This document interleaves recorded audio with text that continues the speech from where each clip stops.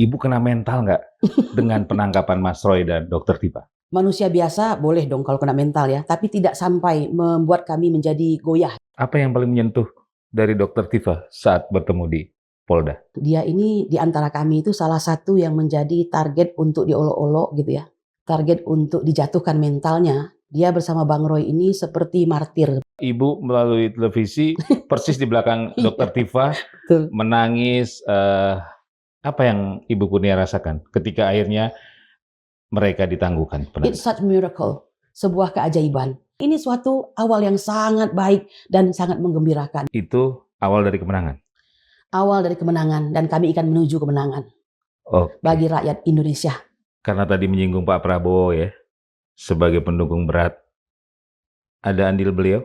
Kita hanya berdasarkan simptom saja. Bagaimanapun Pak Prabowo adalah kepala negara pada hari ini. Kepolisian, kejaksaan di bawah beliau. Apa iya kepolisian dan kejaksaan berani berbuat seandainya perbuatan tersebut mengundang murka beliau? Dari awal, seandainya ini tidak menyangkut kekuatan seorang Pak Joko Widodo, perkara ini tidak akan diterima oleh pihak Polda Metro Jaya. Penegakan kebenaran keadilan akan segera terlaksana. Bapak Joko Widodo, Anda sangat menginginkan datang ke pengadilan, maka datanglah ke pengadilan, tidak dengan Zoom, datang dengan Anda sendiri. Para termo tidak akan bisa membackup Anda. Sampaikanlah apa yang membuat Anda merasa direndahkan serendah-rendahnya, dihinakan serendah-rendahnya, itu dibuktikan. Disampaikan oleh Cak Nun ya, yang saya luar biasa sangat terkesan dengan kata-katanya. Dia bilang, kalau Anda berada di negara demokrasi, maka makanmu kau cari sendiri, tapi kau bebas berbicara. Tapi kalau kau berbicara di negara komunis, makanmu tanggung, tapi kau tidak boleh menyentuh pemerintah. Dan kau sedang berada di Indonesia, di mana makanmu kau cari sendiri, tapi mulutmu harus kau tutup. Ya.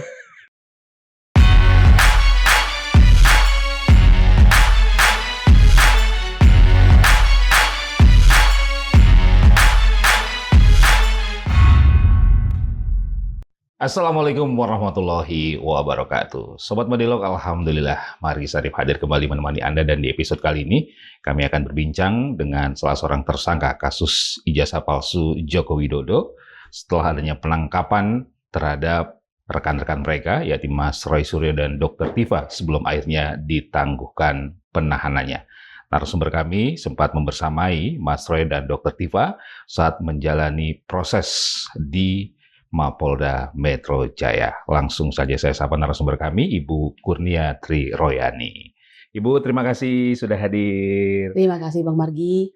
Assalamualaikum warahmatullahi wabarakatuh. Waalaikumsalam warahmatullahi wabarakatuh. Kalau kata bahasa anak muda nih, Ibu kena mental nggak dengan penangkapan Mas Roy dan Dokter Tifa? Kalau melihat tiba-tibanya, itu mungkin kita terkejut saja begitu ya. Tapi kalau kena mental, saya kira manusia biasa boleh dong kalau kena mental ya, tapi tidak sampai membuat kami menjadi goyah gitu. Oke. Masih aman berarti? Sebenarnya memang harus aman dan tidak boleh dibikin tidak aman. Meskipun kata pengamanan yang digunakan oleh Polda Metro Jaya itu tidak dikenal dalam KUHP. Ya, KUHP itu hanya mengenal upaya paksa. Coba dicek bab 5 itu. KUHP ya, begitu. Nah, kemudian setelah membersamai Mas Roy dan Dokter Tifa di Polda Metro Jaya, apa yang Ibu bisa ceritakan? Ya, saya bisa menyampaikan begini ya. Kami ini kan konon kabarnya sudah sampai pada tahap 2 untuk klaster 2. Klaster 2 itu ada tersisa Bang Roy, Noto Diprojo, dan Ibu Dokter Tifa Uzia Tiasuma begitu ya. Nah, jadi sambil menantikan tahap 2, yang harusnya dilakukan itu kalau memang sudah P21, pengalihan mereka menuju ke kejaksaan itu harus dilakukan dengan smooth dan tidak ada apa-apa begitu. Nah, kami tidak tahu mengapa tiba-tiba ada suatu move baru begitu yang menangkap dan akhirnya menahan menurut kepolisian ya. Itu tidak diakui tapi sebagai suatu penahanan begitu Ibu Tifa dan Roy Suryo. Yang dirasakan bahwa itu bukan saja tidak perlu tapi juga ekstrim begitu. Nah, itu dilakukan dan itu pagi-pagi sekali ya, jam 7 lah begitu, setelah Bang Roy ada aktivitas di Bandung, Bu Tifa akan menuju ke sidang doktoralnya begitu di UI. Nah, itu dilakukan. Nah, jadi ada apa ini seperti itu? Nah, dilakukan seperti itu yang kita mungkin dengarkan dari berbagai wawancara baik dari Bang Roy sendiri, kesaksian beliau maupun kepada Pak Wakapolri ya, Jenderal Ugro-Seno mengatakan seperti peristiwa ada film itu pengkhianatan G30 PKI ya, yang Bang Roy menyatakannya dengan istilah brutal begitu. Brutal. Oke. Iya. Nah, kalau dengan Dokter Tifa sebagai sesama perempuan, apa yang Ibu Kurnia rasakan dari pertemuan dan juga pembicaraan dengan Dokter Tifa saat ditahan? Ya memang ini sangat istimewa. Dalam status tersangka ini, 2 klaster masing-masing ada perempuannya. Ada Saya di serikalinya. situ dan Bu Tifa di klaster 2 begitu ya. Bu Tifa ini mewakili akademisi ya, pendidik begitu. Saya mewakili pengacara serta TPUA begitu. Saya sebenarnya itu datang ke Polda Metro Jaya itu Bu Tifa sudah dalam proses, sudah ditanyain dan sudah masuk ke ada semacam saya menyebutnya apa ya, dibilang sel, memang ada sel di bawahnya gitu ya, tempat sementara di bawah situ yang untuk menahan orang begitu, dan beberapa pengacara masuk, saya juga ikut masuk begitu. Ada peristiwa yang agak dramatis ya, karena kami sudah lama, hampir 1 tahun lebih ada perkara ini, jadi hubungan kami dengan sesama tersangka ini sudah kayak saudara. Bang Rizal yang paling tua, Bang Roy, Bu Tifa, Rustam dan saya begitu ya. Jadi dengan Bang Roy ini memang dia tuh ngemong orang ya, selalu ceria gitu kan, bahagia. Walaupun kita tidak tahu apa yang dia pikirkan itu sangat berat sekali karena semua mata nasional maupun internasional itu tertuju ke dia. Sehingga kalau ada apa-apa dipanggil tuh Roy CS, nggak pernah disebut Kurnia CS kan? Siapalah kita begitu. Kalau dia tuh Roy CS, jadi CS-nya barulah kami di belakangnya ini begitu. Nah itu saya melihat Bang Roy dalam kondisi memakai pakaian oranye itu ya, saya yang ini. Saya ini kan orangnya emang impulsif ya. I mean that what kind of we say that emotional begitu. Melihat itu ya terkaget. Orang baik-baik saja, selalu selalu wajib lapor, menunjukkan kepatuhan ya kan. Apa masalahnya kok sampai ditangkap begitu. Melihat Bang Roy di situ, di sini sudah banyak aparat ya. Ada kali puluhan itu, entah 20 atau 30. Ya kami saya lari menuju beliau, saya peluk begitu sambil ya saya menunjukkan emosional saya sebagai seorang saudara dia dan sama-sama tersangka. Demikian juga saya peluk Ibu Tifa. Saya lihat Ibu Tifa di ujung, dia sangat tenang. Padahal dia baru saja kabarnya menyelesaikan ini ujiannya tuh di dalam di Polda tersebut begitu. Jadi saya tidak banyak bicara, tapi saya saling berpegangan saja. Saya bilang ibu harus jaga kesehatan, jaga keamanan ibu. Kita bukan di tempat di rumah kita begitu ya. Insya Allah Bu Kurnia, saya tidak apa-apa, tenang saja katanya begitu. Jadi saya sudah sempat bertemu mereka berdua begitu Bang. Apa yang paling menyentuh dari Dokter Tifa saat bertemu di Polda? Saya tahu betul dia ini di antara kami itu salah satu yang menjadi target untuk diolok-olok gitu ya. Target untuk dijatuhkan mentalnya. Wajar karena memang dia bersama Bang Roy ini seperti martir menurut saya gitu. Di 2 orang yang memang sulit untuk dikalahkan ya. Biar sebegitu banyak termul ya. Saya jarang pakai kata termul, tapi kata-katanya kan termul tuh yang selalu membombardir dengan segala macam, merendahkan gitu. Dia kan nggak pernah jatuh dan tidak pernah ini ya. Kena mental seperti kata Bang Margi tadi begitu. Nah jadi dia punya tanggung jawab harus menyelesaikan doktoralnya gitu kan. Bayangkan dalam kondisi terdesak sebagai seorang tersangka, tapi harus menyelesaikan cita-cita akademis dia juga ibu rumah tangga, ya kemudian ibu dari anak-anak ya begitu. Nah jadi bayangkan dan 1 tahun ini mental kami cukup teruji kan. Jadi saya melihat berat sekali menjadi seorang Tifa Fauzia Tiasuma begitu. Ibu Kurnia berapa lama menemani Dokter Tifa di tahanan Polda? Karena saya juga bolak-balik ya. Kami juga kan tahu dia tidak makan, sedangkan dia ada sakit GERD gitu kan. Jadi saya waktu mau berangkat tuh beli roti gitu. Saya bilang saya izin lagi ke Pak Polisi, saya mau ambil roti dulu, mau kasihin ke beliau. Minimal sebelum makanan dari keluarganya datang adalah buat ganjel dulu gitu. Dan dia sebenarnya komplain dia pengen makan tapi tidak diperkenankan begitu kan. Gitu. Jadi ya meminta beberapa yang lainnya. Saya kasih permen juga sekedar untuk menyegarkan nafas dan apa begitu ya. Seperti itu. Keluarga dari Mas Roy dan Dokter Tifa hadir semua? Saya tidak bertemu dengan istri Mas Roy ya, Mbak Ririn yang saya sangat kenal sebenarnya gitu. Dan keluarga Bu Tifa juga saya tidak sempat bertemu. Itu memang sangat terbatas. Jadi di ruangan tempat kami duduk itu, di ruangan satunya itu sekumpulan tersangka itu dengan semua pakaian oranye sudah ada di ruangan sebelah situ gitu. Jadi ya alhamdulillah karena memang belum ada penahanan sebenarnya ya. Jadi posisi kami berbeda dengan para tahanan itu gitu. Jadi kami hanya berkumpul para lawyer, kemudian saya dalam hal ini Rustam sesekali juga masuk. Dan hanya Bang Roy dan Bu Tifa, yang lain tidak ada. Saya tidak bertemu keluarga mereka begitu. Pengamanan dari petugas menurut Ibu Kurnia normal atau berlebihan ketika Ibu di sana? Sangat ketat ya. Sangat ketat. Iya, karena setiap 1 meter ada polisi di situ. Walaupun di dalam ruangan gitu kan, dan berpakaian yang ada ini untuk baret biru itu ya, gitu.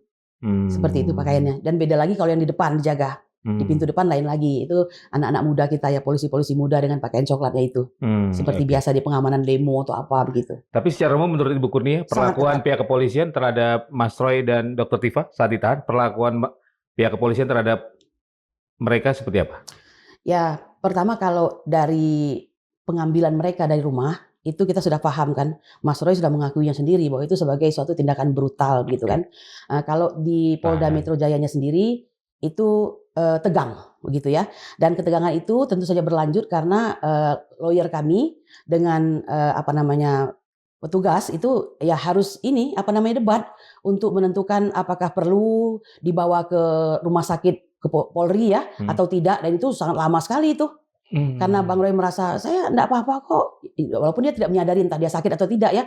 Saya di sini saja, kan ada tim kesehatan di Polda. Kenapa harus ke RS Polri begitu. Jadi seperti itulah. Kalau Dr. Tifa? Sama, jadi mereka tidak menginginkan dibawa ke sana. Maunya kalau memang ada dokter, silakan periksa kami di sini saja begitu. Yang kelak di kemudian hari, ini mungkin orang lain dalam hal ini yang tidak suka dengan Dr. Tifa dan Roy ya, menganggap ini sebagai sebuah something tricky begitu. Padahal tidak, benar-benar tidak mau dibawa ke sana dengan berbagai alasan.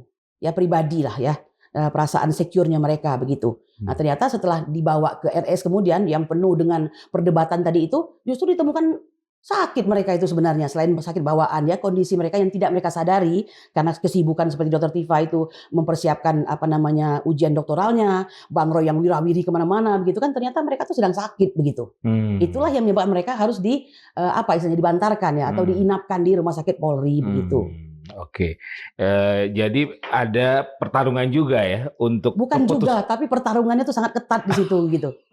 Dan bayangkan para jurnalis sangat tidak sabar di luar, itu menunggu dari menit ke menit sampai jam-jaman kan, sampai akhirnya sore menjelang zuhur asar ya, baru bisa dibawa ke rumah sakit Polri begitu.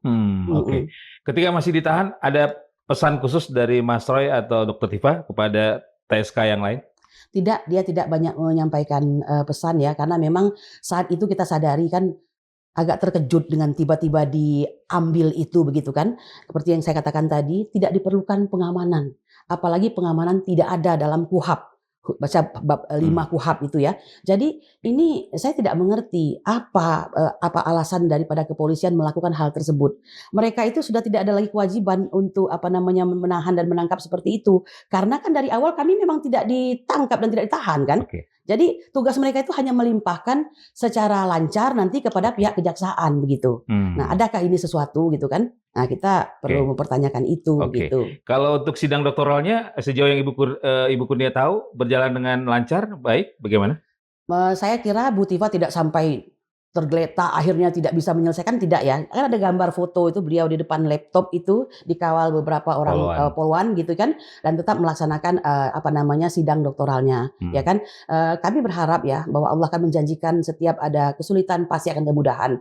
Mungkin siapa tahu justru hasilnya nanti akan sangat baik sekali gitu kan. Itu yang kita harapkan. Nah, ada cerita apa saat dikejari? Ini seru sekali nih. Ya betul. Jadi dikejari ini kami sudah tahu bahwa Bang Roy dan Bu Tifa itu akan dibawa dari rencananya semula itu Polda Metro Jaya. Jadi tetap aparat menginginkan setelah dari RS Polri itu datang ke Polda dahulu. Jadi tidak mau langsung ke Kejari begitu. Nah tapi ada sebuah peristiwa yang saya dengar dari teman-teman bahwa ternyata malam itu mau dibawa. Dan itu kembali harus bersih tegang lagi. Kan acara dikatakan oleh lawyer kami ya, ada Sangaji di situ, ada Bang Refli ya, ada Soraya, itu mengatakan kan penyerahannya besok. Jam berapa? Jam 9. Masih keburu kalau untuk istilah kata tuh membawa mereka dari LS Polri menuju ke Kejari itu. Mau ngapain malam-malam ini gitu kan. Toh mereka, Bu Tifa masih pakai impus. Bang Roy juga masih harus dinasihatkan untuk tetap istirahat. Ada apa ini begitu. Jadi peristiwa-peristiwa drama itu terjadi itu Bang. Dan akhirnya dengan kondisi yang sangat saya kira beradab dan cerdas ya, para lawyer mengatakan undang-undang kesehatan juga melarang mengeluarkan pasien malam-malam begitu. Itu akhirnya mungkin mentok, akhirnya mereka menyerah, pagi subuh baru dibawa. Ternyata di jalan kata Bang Roy kan ada macet tuh, sehingga tidak sempat mereka ke Polda itu dan langsunglah ke Langsung Kejari ke gitu kan. Jari. Ya, saya sampai di Kejari sekitar jam berapa ya? Jam 10 kalau tidak salah, dan semua persiapan media sudah banyak di situ kan. Saya sudah tahu Bang Roy sudah di dalam, harus menjawab pertanyaan-pertanyaan kembali dan pelimpahan yang dimaksud dengan P21 itu. Jadi pelimpahan barang bukti dan pelimpahan saksi. Pelimpahan terdakwa ini begitu kan. Ditemani oleh beberapa lawyer di dalam, mereka melaksanakan itu dan kami menunggu di luar. Banyak para emak-emak dan segala macam tapi di luar pagar, tetapi yang masuk ke dalam tentu hanya beberapa orang ya, yaitu para pengacara dan beberapa simpatisan lain yang memenuhi syarat untuk masuk begitu. Oke. Ibu Kurnia pribadi kapan tepatnya menerima informasi akan ditangguhkan? Tidak ada peristiwa bahwa itu akan ditangguhkan. Jadi jangan salah ya, kita itu detik demi detik penuh dengan ketegangan menanti itu dan harap-harap cemas sambil berdoa kepada Allah Subhanahu wa taala bahwa ujung daripada perjuangan ini kami berharap bahwa Kejari yang terdiri dari orang-orang yang cerdas itu akan bisa menilai perkara ini secara kasat mata maupun secara keahlian mereka itu sangat mudah ditebak. Memang ini harus berjalan di atas rel hukum begitu. Jadi walaupun seperti itu, karena kami melihat perlakuan daripada pihak kepolisian seperti itu, rasa was-was itu kan ada ya. Tetapi juga ada kepercayaan kepada pihak kejaksaan negeri ini begitu. Tapi bahwa kami tahu nggak ini bakal ditangguhkan, tidak tahu kita. Sama sekali tidak tahu. Gosip-gosip nggak ada? Tidak ada. Kita justru kita berdoa saja bahwa Kejari strict kepada aturan, pasti mereka akan membebaskan. Jadi dasar kami itu ilmu hukum. Jadi bukan kong kali kong seperti yang disangka-sangkakan para pendukung pihak sana, itu tidak ada sama sekali. Menunggu detik demi detik lama sekali. Ya kan, waktunya sholat kami sholat, waktunya makan kami makan, nanya lagi bagaimana kabarnya, masih mengisi ini. Kadang-kadang sesekali keluar tuh pengacara ya untuk memberitahukan masih banyak sekali pertanyaan yang ditanyakan dan segala macam begitu. Keputusan akhirnya ditangguhkan, Ibu Kurnia pertama kali mendengar? Sebelum itu 1 jam sebelum itu ada suatu peristiwa ya. Bang Sangaji keluar selaku pengacara kami mengatakan bahwa ditanyakan apakah ingin RJ secara tertulis ya atau ingin meminta maaf. 2 itu. Dari pihak kejaksaan. Dari pertanyaan. Jadi kan pertanyaan yang dijawab ya kepada para tersangka. Ya kan 2 itu tanyakan. Ini kan menimbulkan ribut tuh di kalangan Termul ya, mengatakan nggak mungkin tuh ditabarkan seperti itu. Itu kalau ilmu hukumnya nggak nyampe seperti itu. Itu kewajiban mereka menanyakan walaupun sifatnya tertulis ya. Bapak siapa itu Panjaitan yang mantan bagian penerangan Kejati ya tahun 2009-2010 itu jelas mengatakan itu kewajiban mereka untuk menanyakan, mau diambil silahkan, tidak diambil tidak apa-apa, kan kita berhak untuk hal yang menguntungkan. Itulah mengapa sifatnya pidana itu ultimum remedium, penghukuman. Jadi hal-hal yang sifatnya menguntungkan ambil kan begitu kalau mau. Tapi kan kita tahu ini suatu peristiwa pidana di mana unsur politisnya sangat besar sekali. Jadi bukan cuma hati-hati tapi juga harus cerdas kan begitu. Kemudian tadi kembali ke Bang Sangaji. Ya, Bang Sangaji mengatakan ditanyakan akankah mengambil RJ atau mau mengakukan pengakuan kesalahan yang disebut dengan plea ya, plea bargaining begitu ya. Nah, jadi bagaimana Bang Roy? Pasti dong tidak mau sama sekali itu. Ya, tidak mau. Dari situ kami yakin kalau begitu kita ambil resiko apapun dengan sikap yang tegas ini, sikap yang menjunjung tinggi probitas justisia, ya kan? Apa satu lagi Bang? Probitas, justisia, ya satu lagi pokoknya kebenaran, keadilan dan kejujuran gitu ya. Maka kami yakin apapun resiko sudah kita tanggung bersama lah. Nggak apa-apa begitu. Nah tapi kami tetap berdoa tuh. Nah saya sholat dahulu, tahu-tahu dengar kayak orang saking riuhnya itu seperti bunyi drum band gitu kan. Atau itu dari mulut orang-orang. Ada yang wah segala macam. Buru-buru lah kami terpontang-panting keluar dari masjid melihat keramaian yang sudah terjadi di situ gitu. Awak media bersiap-siap dan keluar dari situ ibu-ibu, mak-mak dan lawyer juga gegap gempita luar biasa. Yang saya lihat pertama kali Bu Tifa dan Bang Roy sujud syukur begitu ya di pintu depan Kejari itu begitu. Lalu baru berdiri masing-masing memeluk beliau dengan luar biasa gitu ya. Nah, kemudian baru menghadapi awak media untuk menyampaikan bagaimana kisah dia di dalam saat ditanyakan atau pelimpahan oleh kejaksaan tersebut. Saya sempat melihat Ibu melalui televisi persis di belakang Dr. Tifa menangis. Apa yang Ibu Kurnia rasakan ketika akhirnya mereka ditangguhkan? It's such miracle, sebuah keajaiban. Begini ya Mas Margi, ini ya nggak apa-apa agak terbuka sedikit ya. Ya saya pengacara, saya adalah relawan juga ya. Saya juga pejuang bersama yang dulu 10 tahun yang lalu kurang lebih mengharapkan Pak Prabowo naik menjadi presiden. Jadi 2 periode itu kami berjuang. Setelah itu melihat Pak Prabowo bersama Joko Widodo, kami mendukung Anies Baswedan. Sepanjang masa itu saya dan TPUA dipimpin oleh Profesor Dr. Egy Sujana SHMH, MSI ya, itu berjuang luar biasa. Kami mengajukan gugatan PMH kepada DPR, kepada Jokowi sendiri. Jadi kami ini sudah cukup dikenal oleh beliau ya. Dan banyak gugatan-gugatan lain serta membantu para relawan, mujahid-mujahid yang dikriminalisasi ya. Jadi ini usaha yang luar biasa.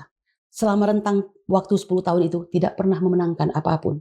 Kami mengalami banyak sekali hal-hal yang curang, hal-hal di mana kami tidak hal-hal yang sifatnya imparsial begitu ya, parsial begitu ya, dan di mana para penegak hukum tidak independen begitu, itu kami rasakan. Bahkan sidang terakhir di mana saya berhadapan langsung dengan ketua pradi kami, Pak Oto Hasibuan, itu terasa sekali nuansa sidang yang sangat tidak fair begitu. Di mana hakim ketika selesai sidang itu tidak hanya di dalam sidang mereka tidak fair, tapi di luar selesai sidang itu seperti menampakkan keberpihakannya. Misal sebagai contoh ya, ini kan ada 2 pihak nih. Sebelah ini pengacara Jokowi, kami di sini selaku pengacara rakyat lah begitu ya. Nah itu hakim tuh tanpa malu-malu mengumpulkan pengacara itu untuk ayo lewat sini bersama mereka gitu. Padahal gestur-gestur seperti itu tidak boleh ditampakkan. Karena mereka harus tetap strict kepada hukum saja. Mereka tidak boleh nampak berpihak walaupun hanya sedikit. Saya kira begitu. Jadi 10 tahun ini tidak pernah memenangkan apapun. Tapi perjuangan kami jalan terus, tidak pernah kami berhenti, tidak pernah kami dibayar walaupun sepeser pun. Dan itu fakta, kami mengeluarkan uang sendiri begitu. Nah hari ini, kesedihan saya itu saya merasa ini luar biasa kemenangan. Walaupun ini bukan soal memenangkan pertarungan yang sesungguhnya di pengadilan nanti. Tapi ini suatu awal yang sangat baik dan sangat menggembirakan. Penangguhan penahanan ini. Jadi kalau disebut penangguhan penahanan bolehlah dalam artian bahwa akhirnya jaksa tidak menahan begitu ya. Tapi sebenarnya memang tidak pernah ditahan dari kepolisian sendiri begitu. Begitu. Jadi ini luar biasa. Jadi apa yang dilakukan oleh kejaksaan? Ya, kejaksaan menerima pelimpahan berkas, barang bukti serta terdakwa. Itu yang dilakukan. Jadi sejatinya tidak ada penahanan. Tidak ada penahanan. Jadi apa yang dilakukan oleh pihak kepolisian? Ya mungkin melakukan sesuatu untuk memaksakan kehendak untuk seolah-olah ini sebuah penahanan agar nanti dilanjutkan di kejaksaan menjadi penahanan beneran begitu. Oke. Berarti kejaksaan tidak melakukan penangguhan dong? Tidak ada penangguhan menurut saya, tapi mungkin itu bahasa hukumnya ya, dikatakan sebagai penangguhan, ditangguhkan. Karena ini memang suatu wewenang pengadilan, dia mau melakukan penahanan atau tidak dengan suatu pertimbangan-pertimbangan ya, itu mereka bisa lakukan. Ya kan, tetapi kalau mereka tidak menggunakan itu dengan melihat berbagai hal, bukankah itu wewenang mereka? Dan itu diakui loh oleh Bapak Joko Widodo sendiri ketika menanggapi soal tidak ditahannya Roy dan Tifa. Diakui juga akhirnya oleh Termul yang sudah ngamuk-ngamuk itu, akhirnya mengakui bahwa ini memang bukan merupakan seperti yang mereka sangkakan ya. Ada apa ini? Terlanjur menuduh-nuduh dan segala macam. Jadi menurut Ibu Kurnia, dengan pihak kejaksaan tidak menahan Mas Roy dan Dr. Tifa, itu awal dari kemenangan? Awal dari kemenangan, dan kami akan menuju kemenangan bagi rakyat Indonesia. Oke. Karena tadi menyinggung Pak Prabowo ya, sebagai pendukung berat, ada andil beliau? Begini ya, saya kan tidak bisa bilang bahwa ada andil beliau atau tidak. Karena pertama saya bukan orang yang mempunyai kontribusi berbicara dengan beliau, begitu, punya hubungan dengan beliau, tidak ada kan. Jadi kita hanya berdasarkan simptom saja. Bagaimanapun Pak Prabowo adalah kepala negara pada hari ini.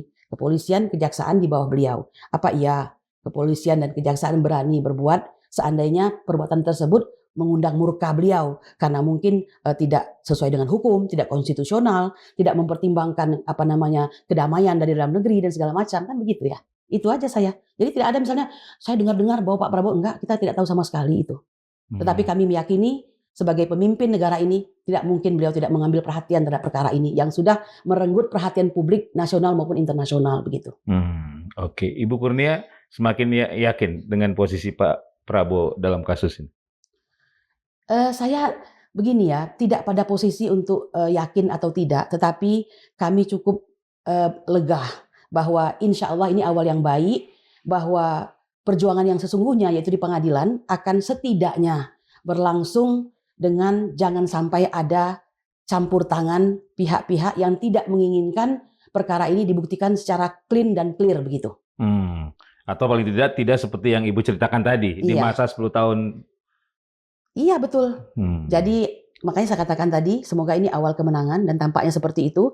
Karena sebenarnya jangan salah ya, setelah orang terlalu lama dizolimi, kami ini merasa medan ujian kami, kawah candra di muka kami itu memberi kesempatan untuk semakin hati-hati dan waspada, semakin gigih dalam perjuangan ya, dengan segala macam hal yang bisa dilakukan berdasarkan hukum diperkenankan, itu kita sudah kumpulkan dan kami kerja keras untuk itu. Oke.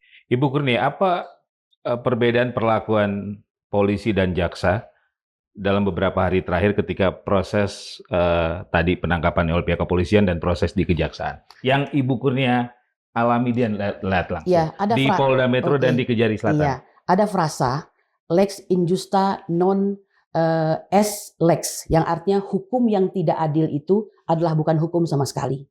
Saya menyayangkan sebagai seorang yang tersangka, berhak dong saya ngomong ya, karena saya kan tersangka ya, yang merasakan begitu, bahwa aparat kepolisian. Enggak untuk yang dialami Mas Roy dan Dr. Tifa. Oh begitu. Ya, maksud saya kan itu kan saya bagusnya karena saya merasakan langsung kan, apalagi yang mereka juga rasakan begitu. Jadi kami melihat memang ada pembedaan di aparat kepolisian dan aparat kejaksaan ya. Apa yang membedakan itu? Kita ini kan takut untuk mengatakan, ini menjadi ruang-ruang sunyi yang hanya dengan bisik-bisik begitu, karena faktanya kepolisian ini kan merupakan aparat yang paling kuat saat ini ya. Itu dikatakan oleh Pak Dino Patijalal itu. Dia tidak cuma kuat di Indonesia loh, tapi di Asia Tenggara ya, karena dia adalah nexus titik lintas dari berbagai badan-badan hukum di Indonesia begitu. Nah, jadi kadang-kadang posisi ini membuat mereka menjadi semacam apa ya, kita mau mengatakan tergelincir sedikit, bisa abuse of power, dan itu dipergunakan oleh orang yang pernah berkuasa dan sangat kuat. Potensinya ya, dan akhirnya kami merasakan itu bagaimana sikap kepada kami. Di mana kesalahannya?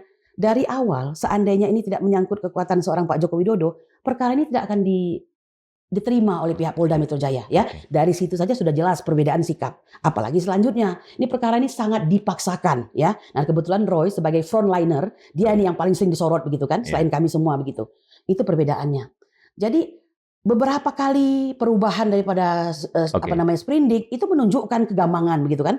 Artinya ini bagaimana cara tetap dipaksakan harus bisa. Itu juga sikap yang salah menurut saya kan. Nah, sampai akhirnya menuju ke pengalihan menyerahkan barang bukti kemudian tersangka kepada jaksa ini sampai terjadinya penangkapan itu termasuk sikap-sikap yang perlu dicatat sebagai suatu hal yang ke depan harus kita pertanyakan ya kan. Nah, itu pembedaannya.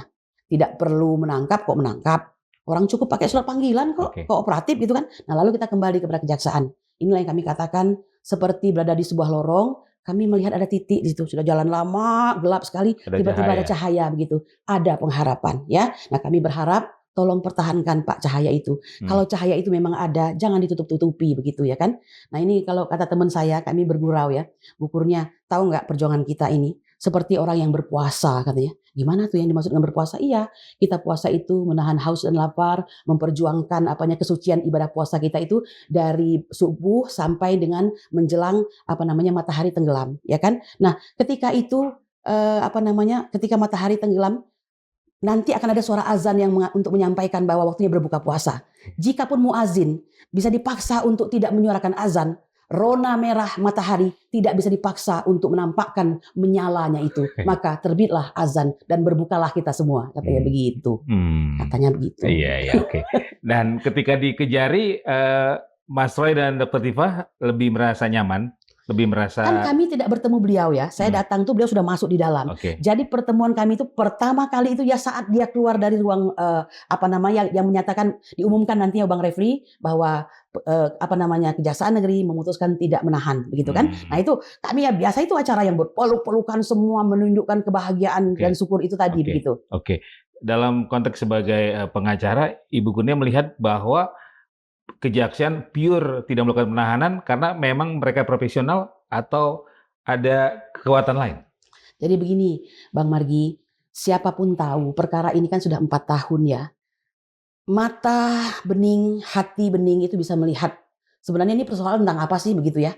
Kok perkara pencemaran nama baik dan fitnah itu diperlakukan seperti perkara pembunuhan, pemerkosaan, atau mungkin kejahatan extraordinary seperti kejahatan narkoba, terorisme, serta korupsi. Itu kan nggak penting sekali begitu kan. Tapi jangan lupa, negara ini sudah terlanjur menjadi suatu bagian negara yang menurut saya ya pribadi, karena saya berkecimpung, agak mengerikan begitu. Tadinya saya bangga sekali. Kita ini adalah bangsa yang berpancasila. Tapi setelah direnungi dan dilihat, diselami, barulah menyadari betapa mengerikannya negara ini perlahan-lahan. Kalau tidak diatasi, kalau tidak diperbaiki. Nah, jadi saya mengatakan, yang dilakukan oleh jaksa itu biasa saja. Dia sedang melakukan tugasnya. Dia tahu betul perkara ini perkara mudah. Jadi kenapa dibikin sulit begitu? Walaupun sudah ada, mohon maaf ya, katakanlah yang disebut dengan, kalau kami menyebutnya rekayasa, mereka bisa menyebut sebagai diskresi. Diskresi itu kalau berdasarkan Undang-Undang Nomor 30 Tahun 2014, suatu tindakan ya yang diperkenankan kepada aparat untuk mengambil keputusan karena mereka yang mengetahui lapangan. Dengan catatan ketiadaan hukum, kekosongan hukum untuk tercapainya ketenangan dan kedamaian. Ini kan bukan begitu diskresinya ini. Diskresinya bukan seperti itu. Justru ini adalah, saya katakan tadi, bertindak, berbuat untuk kepentingan siapa ini yang bisa dilihat dengan mata telanjang. Tapi apakah yang dilihat dengan mata telanjang itu bisa dikatakan dengan hati yang normal atau bisa disampaikan dengan kondisi yang tidak tertekan? Tidak semua orang bisa mengatakan, dan segelintir kami ini mengambil jalan itu begitu. Makanya kami terancam dalam hal ini begitu. Oke. Apakah ada syarat-syarat atau pembatasan tertentu dari pihak kejaksaan untuk Mas Roy dan Dr. Tifa? Saya mendengar langsung loh ya. Dengan tidak melakukan penahanan? Iya, saya mendengar langsung bahwa tidak dikatakan dilakukan pembatasan. Sebenarnya itu menurut saya framing yang dibangun oleh para pendukung Pak Jokowi ya. Mungkin begini, kita tuh nggak boleh iri dong ya kan, hasad begitu. Kalau seandainya, mohon maaf ya, bukannya sombong atau jumawa begitu. Kalau narasi yang dibangun tuh kuat. Karena kami nggak mau berbicara sembarangan. Basicnya itu undang-undang, peraturan, undang-undang dasar, ya kan, peraturan-peraturan yang nggak boleh jauh dari itu begitu, dan norma-norma hukum dan adat begitu kan. Nah, kalau itu kuat, itu jangan dikatakan mengulangi perbuatan. Orang menyampaikan, saya ini tidak salah loh ya, penelitian saya itu begini, dan itu diulang-ulang kata-kata itu, lalu diundang ke televisi untuk menjawab narasumber mereka juga. Apakah itu yang dimaksud dengan perbuatan yang berulang? Jadi menurut saya mereka bukan cuma salah tuduh, tapi mereka juga tidak cerdas dalam hal ini begitu, ya seperti itu. Jadi nggak ada pembatasan. Makanya Bang Roy yang memang orangnya energik ya, biarpun kecil mungil begitu, dia tetap menjalankan tugasnya, dan saya yakin dia tahu kok mana yang baik, mana yang enggak gitu. Oke. Jadi tidak ada pembatasan terkait aktivitas dari Mas Roy dan Dr. Tifa? Tidak ada. Tidak ada ya? Artinya yang dibatasi itu pasti yang tidak baik begitu kan. Bukan dibatasi, yang tidak baik itu benar-benar nggak boleh dilakukan. Yang dilakukan selama ini itu adalah hal yang benar. Bahwa mereka hanya melakukan suatu edukasi kepada masyarakat. Begini loh faktanya itu begitu. Nah itu yang dianggap salah oleh pihak sana. Kenapa? Karena tidak ingin kebaikan, kebenaran terungkap begitu. Oke. Sejauh yang Ibu Kurnia ketahui, selain dari pihak keluarga, ada penjamin lain? Ya banyak sekali. Saya melihat kawan-kawan sibuk sekali ya. Ada beberapa sampai setebek kalau kata kami itu, setumpuk kertas-kertas yang menunjukkan bahwa dukungan dan yang siap menjamin. Ya itu jumlahnya mungkin ratusan barangkali. Selain dari toko-toko ya. Dari toko-toko banyak sekali. Meskipun dari pihak sana juga mengatakan gak ada gunanya tuh toko-toko. Kalau tidak memang orang kuat di belakang ini yang menyetujui untuk ditangguhkan dan segala macam. Tetapi pertanyaan Mas Magri, ya banyak sekali yang menjamin. Toko-toko ya seperti Pak Jenderal Sunarko dan segala macam itu yang memang dari awal menunjukkan keberpihakannya kepada rakyat dan bangsa ini begitu, dan kepada pejuang yang memperjuangkan bangsa begitu. Oke. Ibu Kurnia bagaimana merespon dari kubu sebelah yang tampaknya kebakaran jenggot dengan pihak kejaksaan tidak melakukan penahanan terhadap Mas Roy dan Dr. Tifa? Kita senyumi saja, ya memang batas itulah perangai dan perlakuannya begitu kan. Sebenarnya yang harus kami jadi ukuran itu adalah kuasa hukum resmi Pak Joko Widodo. Misalnya di situ ada Yakub Hasibuan, kemudian ada Mas Rifai, ya kemudian Mas Firman dan Audrey satu lagi atau siapa itu, yang menurut saya cukup elegan ya mengawal kasus ini. Mereka tidak berlebih-lebihan. Kalaupun harus terjadi dengan kami debatnya pun debat hukum begitu kan. Terlepas siapa yang paling kuat atau ini. Kalau di luar-luar ini kan sebenarnya mereka ini dari orang yang melapor festival laporan itu yang sudah dianulir semua ya oleh jaksa. Jadi 3 laporan itu tidak lagi ada. Yang ada saat ini hanya laporan Bapak Joko Widodo sendiri begitu. Jadi saya menanggapinya dengan kasihan. Saya lihat kalau orang ini merasa bahwa dia sudah membela Pak Jokowi, justru dia mempersulit posisi Pak Jokowi. Rakyat hari ini semakin cerdas dan semakin melihat hingar-bingar, hiruk pikuk dan hebohan itu datang dari mereka, bukan dari kita begitu. Oke. Kalau kita membaca dan juga melihat apa yang mereka sampaikan, terkesan mereka sekarang posisinya merasa terzalimi, merasa hukum tidak berpihak kepada mereka, gitu kan? Bagaimana Ibu Kurnia? Ya nggak apa-apalah nyicipin merasakan yang pernah kami rasakan begitu kan. Tapi faktanya tidak seperti itu ya. Cobalah yang merasa sarjana hukum, yang berkecimpung di bidang hukum, dibuka-buka lagi bukunya ya kan. Dilihat lagi, kalau perlu evaluasi diri lah. Coba cek tuh video-video tuh. Saya ngomong tadi benar apa salah ya. Dan kalau mau bicara, dipanggil itu, belajari lagi yang banyak supaya kita bisa menyampaikan yang benar kepada masyarakat dan kepada audiensi sehingga kedukungan itu akan muncul dengan sendirinya. Begitu. Oke. Dengan tidak ditanya Mas Roy dan Dr. Tifa, menurut Ibu Kurnia sekarang posisi berapa ini? Posisi Posisi kayak bola. 100% lah. Boleh dong, ya kan? Iya. Karena saya meyakini ini perjuangan kebenaran, Mas, ya kan? Oke. Perjuangan kebenaran itu tidak gampang. Aduh, sulit sekali untuk sampai pada hari ini, tapi kami syukuri sekali ya. Oke. Sangat mensyukuri. Kalau menurut Ibu Kurnia, dengan situasi terakhir ini, mereka tambah solid atau gimana? Karena ada beberapa dulu teman seperjuangan Ibu Kurnia yang tampaknya makin kompak dengan mereka ya. Ini merekanya siapa nih? Ya kelompok sebelah, kelompok. Oh, kelompok sebelah apakah semakin solid begitu? Iya. Saya melihat barisan agak berantakan ya. Sehingga mereka mungkin perlu men-setting ulang kekompakan Saya lihat mereka. kemarin ada pernyataan bersama ya, ada Bang Egy, Rismond, dan kawan-kawan yang Ini dulu kalau satu perahu. Mas Margi kok menyebut nama Bang Egy di situ. Ini sebenarnya ya coba Anda jadi saya ya. Itu pemandangan yang menurut saya sangat tidak lazim begitu. Itu pemandangan yang menyakitkan. Tapi saya patuh dan taat apa yang disampaikan oleh Habibana Muhammad Rizik Syihab selaku pendiri TPUA yang juga sudah membekukan TPUA bahwa kami dilarang untuk menjelekkan sesama kami.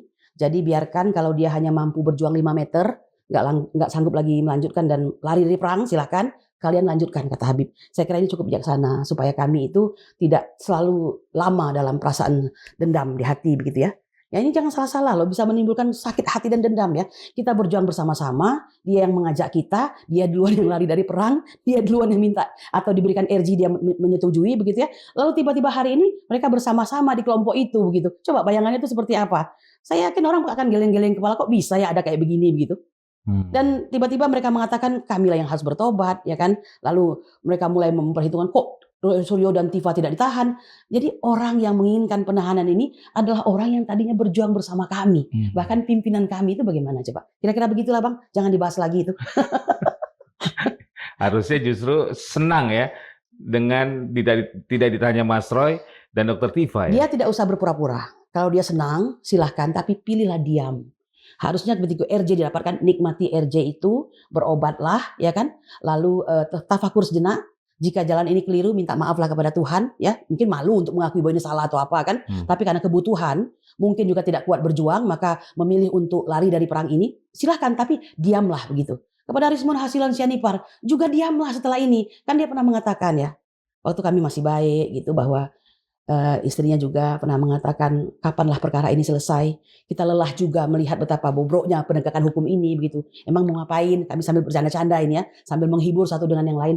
Pengen pulang Mbak, mancing ya kan, makan ikan, sayur asam, babi gitu kan. Karena kebetulan ya beliau kan non muslim, itu sah saja itu nggak apa-apa. Jadi lakukanlah itu. Kenapa sekarang balik lagi kemari, lalu membuat buku pesanan, ya kan, lalu mengatakan hal-hal yang tidak baik tentang kami begitu. Itu lebih dari pengkhianatan menurut saya. Tidak perlu. Pilihlah diam, melipirlah, biarkan kami lanjutkan perjuangan. Mestinya begitu. Oke. Next, apa yang dipersiapkan Ibu Kurnia dan kawan-kawan? Kami menyadari apa yang disampaikan oleh Cak Nun ya. Mungkin ini kita sudah sampai di akhir ya. Bang belum ya. Belum. Yang disampaikan oleh Bang Cak Nun ya, yang saya luar biasa sangat terkesan dengan kata-kata ini. Dia bilang kita kalau Anda berada di negara demokrasi, maka makanmu kau cari sendiri, tapi kau bebas berbicara. Tapi kalau kau berbicara di negara komunis, makanmu tanggung, tapi kau tidak boleh menyentuh pemerintah. Dan kau sedang berada di Indonesia, di mana makanmu kau cari sendiri, tapi mulutmu harus kau tutup. Gitu. Nah ini ya. Nah jadi kami menyadari sekali inilah yang terjadi. Kami mengatakan kebaikan dan kebenaran dan kami dibatasi dan dibungkam. Sebenarnya seperti itu ya. Saya pada posisi sebagai pengacara 4 tahun mengawal perkara ini, dan ketika kami membuat suatu dumas, justru kami yang dilaporkan. Kan begitu. Jadi saya ingin mengatakan bahwa tidak mengapa. Allah sudah memilih, kami berterima kasih. dengan kerendahan hati, terima kasih ya Allah, Engkau memilih aku satu di antaranya untuk mengawal. Ini bagai wasilah ya. Kami tinggal menunggu persidangan untuk Bang Roy dan Bu Tifa, di mana nanti akan ada tahap-tahapan seperti penentuan jadwal, ya. Penentuan jadwal persidangan, maksudnya setelah dipanggil untuk bersidang, yang itu terjadi di Jakarta Timur ya, sudah diputuskan tempatnya Iya, lokasinya. berdasarkan keputusan Ketua Mahkamah Agung Republik Indonesia nomor 114 tahun 2026 itu. Karena mungkin keadaan Jakarta Selatan tidak memungkinkan, geografi yang sempit, ruangan yang sempit, sedangkan persidangan itu membutuhkan kelegaan, ketenangan dan kedamaian, maka ditunjuk Jakarta Timur ya. Kami pernah bersidang di situ. Banyak persidangan kami di situ. Nah, itu nanti akan bersidang di situ. Kami tinggal menunggu nanti pembacaan pembacaan dakwaan, dan kami akan menilai di sana apa sih dakwaannya. Disitulah kami bisa membuat suatu eksepsi nantinya. Nah, nanti akan berlanjut dengan replik, duplik, dan kemudian putusan sela, dan mungkin langsung juga pemeriksaan kepada pokok perkara dan lain sebagainya. Kita tunggu saja dengan hati yang gembira bahwa ini penegakan kebenaran keadilan akan segera terlaksana. Dan dengan energi baru. Dan jangan lupa Bapak Joko Widodo, Anda sangat menginginkan datang ke pengadilan, maka datanglah ke pengadilan, tidak dengan Zoom, datang dengan Anda sendiri. Perjuangan akan berbeda, para termul tidak akan bisa membackup Anda. Sampaikanlah apa yang membuat Anda merasa direndahkan serendah-rendahnya, dihinakan serendah-rendahnya, itu dibuktikan. Karena nggak bisa berdasarkan video-video apa. Karena orang berbicara di situ mungkin saja dia sedang menunaikan tugasnya, kemudian juga menjalankan perintah undang-undang begitu. Jadi itu nanti akan terbukti semua. Oke. Begitu. Ibu Kurnia yakin akan sampai ke pengadilan? Kalau berdasarkan urutan itu setelah pelimpahan dinyatakan lengkap, pasti akan pengadilan. Tapi apakah ada suatu hal-hal istimewa di antara itu? Seandainya itu baik, ya kenapa tidak? Tapi kalau tidak baik, berarti perjuangan lanjut begitu. Misalnya apa? Ada opsi apa? Ya, kita mungkin walaupun tidak kami ya, kan ini kan dibicarakan di di publik ini kan, para ahli mengeluarkan pendapat-pendapatnya bahwa nanti akan ada mungkin presiden mengambil hak prerogatifnya untuk begini begitu dan segala macam. Silakan saja. Kami tidak pada posisi itu karena kami memang diutus untuk berjuang dan tidak untuk mundur begitu. Oke. Dan tidak ada dalam tanda kutip konsekuensi dari tidak ditahannya Mas Roy dan Dr. Tifa kemarin ya, terkait nanti ending dari kasus ini? Saya tidak mau mengira-ngira ya. Tetapi kalau itu untuk istilah kata tuh kita sekedar sebagai pertimbangan persepsi, itu silahkan saja. Tetapi kalau kami hanya ingin fokus kepada penyelesaian perkara ini secara adil dan benar. Mengapa? Indonesia ini konoha sih ya, agak sulit kita memperkirakan apa jadinya apa. Nah, oleh karena itu tidak usah berharap kepada manusia, kita jalan saja dengan benar, percaya dan yakin bahwa yang di atas sana sedang mengamati dan tidak mungkin menyusahkan. Kalau Ibu Kurnia pribadi? Kami klaster 1 kan belum di apa-apakan nih. Secara pribadi inginnya kasus ini finishnya di mana? Saya ingin tegaknya kebenaran dan keadilan. Kebenaran itu tegak dan keadilan itu tidak harus dengan satu perwakilan bahwa itu harus disidangkan atau tidak disidangkan. Apapun bentuknya, tetapi perkataannya, kata pemutusnya itu harus menunjukkan pembelaan kepada kebenaran dan keadilan. Itu bentuknya bisa apapun begitu. Oke. Ibu Kurnia, terima kasih. Terima kasih. Sobat Madilog, demikian perbincangan saya bersama Ibu Kurnia Tri Royani, salah seorang tersangka kasus ijazah palsu Pak Jokowi yang masih berproses dan memasuki babak baru ya, setelah kasus untuk 2 TSK, yakni Mas Roy dan Dr. Tifa sudah dilimpahkan ke pihak kejaksaan, dan kita akan tunggu saja perkembangannya. Semoga bermanfaat. Saya Margi Sari pamit. Wassalamualaikum warahmatullahi wabarakatuh. Waalaikumsalam. Ibu, terima kasih.